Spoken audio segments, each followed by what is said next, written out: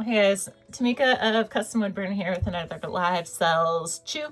Today it's just a TLDR for the Tuesday chat that we had a little bit ago.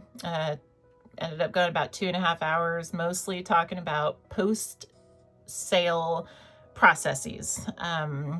Just to offer 3 bullets, and I'll try to keep this short because the rest is, it starts about the 50-ish minute mark. But we dive more in depth over in the full show. But post sale is part of our sales process, and I don't think it gets enough credit. And so, just want to offer a breakdown of 3 things. Number 1 is order fulfillment. This is our packaging, our labeling, our shipping of the goods, right?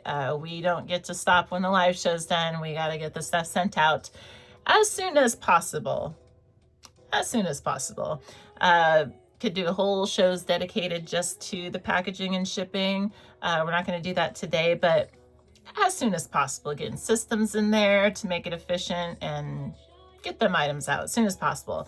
But I don't think our post-sale operation is done when the packages leave. I think assessment and customer service ought to be part of our regiment for when our shows conclude. So once the shipments are out the door, once they're in the post office's hand, we have like this window where essentially we can assess how the show went. We can get the stats. What did we sell? What was our room count? What was our average order value? We can look at it in the broader analytics. We can say, oh, I did this category this time. What was the difference?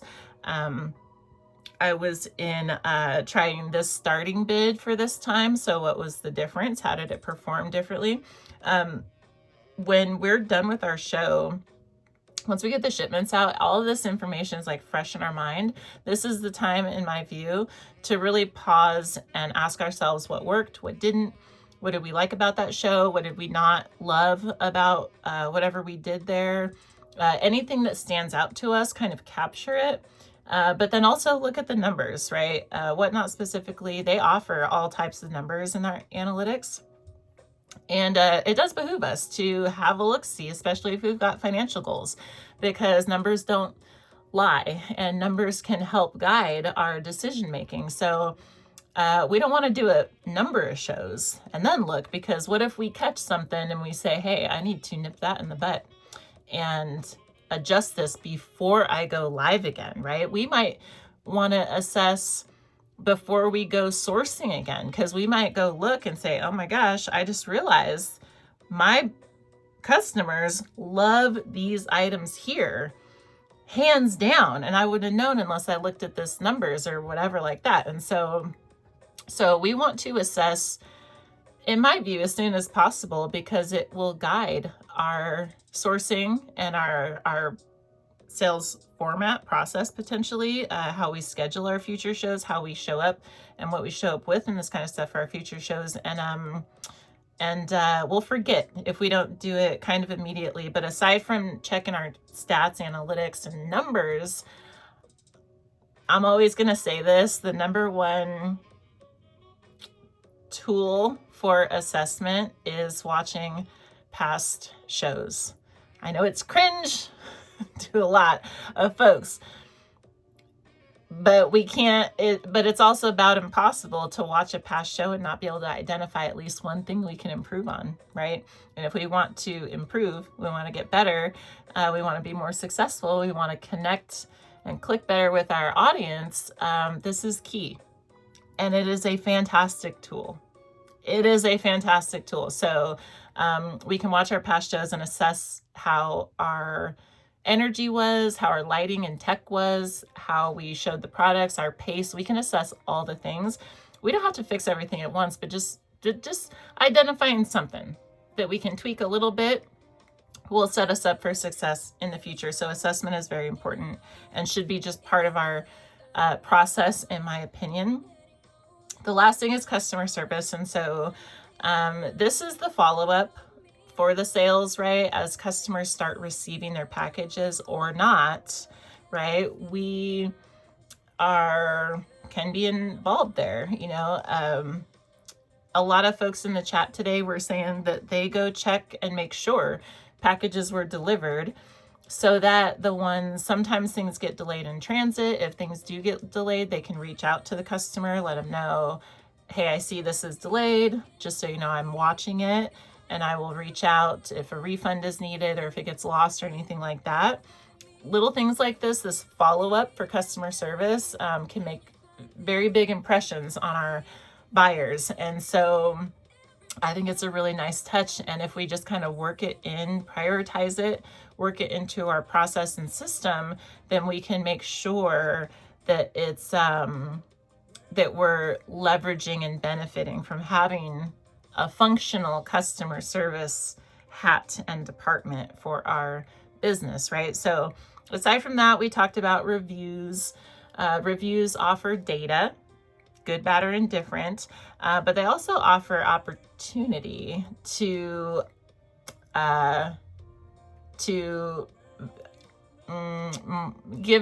leave extra impressions. I'll say it like that.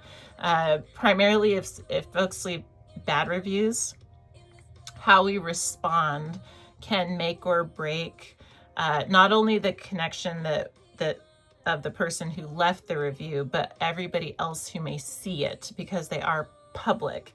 And if we have like snarky negative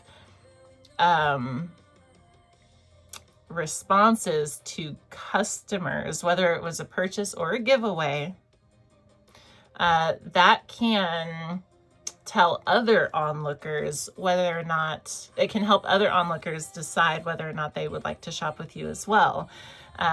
Likewise, if there's very professional, very cordial, very productive responses to negative reviews, we may gain customers with those. And so this is customer service, right? How we respond, if we're professional and all that kind of stuff, it can make a difference in little ways, but we get customers one at a time, right? So all these little things matter. And then the last thing we talked about was direct messages, primarily. Essentially, this is like a do unto others type of thing. If we expect or would like for businesses to be responsive to our inquiries, then we ought to provide that same expectation for ourselves. Or, so there's a 2-day rule. I don't know if it's like official or like kind of an unspoken, but I know it's attached to certain things, but I don't know if it applies to all sellers. But in general, we want to respond as soon as possible, 2 days at the latest, to all messages. Because it is social selling, there can be a big gray area between what is like business related and what is not. And so to each their own, use discretion. But in general, if I'll just share that if I don't, I have a 3 rule of 3. Same with messaging or calling folks in real life. Like if I call 3 times and I don't get an answer or response, that relationship is over. I'm not interested in one-way relationships. I share this because I know I'm not the only one, and this works for business too, because if I reach out to a seller, I'm not reaching out more than 3 times, especially if it is order related or business related. I'm not having one-way conversations. And so I know a lot of high volume sellers, especially, but just in general, a lot of folks feel like our messages don't matter. It's like outside of the live show, it's out of sight, out of mind kind of thing. And so I just want to offer that I think it really does matter. I think even just acknowledging a message can carry a lot of weight, because it is the little things. And if we can't respond to a basic question of, hey, how much is this? Or, hey, anything related to our products, then I don't know. I think that one by one, we may have enough buyers that we don't care because it's like a numbers game, but I think one by one, those inquirers will find their way to folks who will respond. And so I think it's real important. And again, like if we expect this of companies, like if I email this local company about something or call them for an answer, then how they respond or not will set precedence for my relationship going forward. And so I think this matters. And so that was kind of the chew: order fulfillment, packaging, labeling, shipping, assessing stats, analytics, and past shows, and then really establishing our customer service process and, following up with shipments, making sure delivery's there, prioritizing direct messages, I think is really important. And then really being conscious of how we assess and respond to reviews. Responses to reviews aren't necessary, but there's opportunity there. So that is the chew in our post-sale process for the most part. If I missed anything, feel free to add it in the comments. Otherwise, we'll cap it here. I would like to thank you for watching, and I hope to see you tomorrow and all the days after. We're going to keep being here talking about live sales stuff. And yeah, I just wish you happy live selling in the meantime. Appreciate you. Bye.